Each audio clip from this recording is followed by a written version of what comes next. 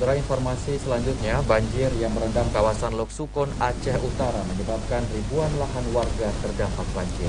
Meski banjir sudah surut dan aktivitas warga mulai normal, namun ribuan lahan pertanian masih terendam banjir.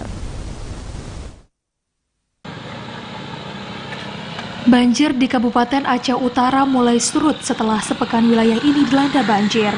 Warga dilaporkan mulai kembali ke rumahnya masing-masing dan aktivitas dilaporkan kembali seperti biasanya. Gecik Gampung Menasah Raya Tengku Zulfikar menyebutkan akibat banjir lahan warga yang tergenang mencapai 20 hingga 25 ribu hektar.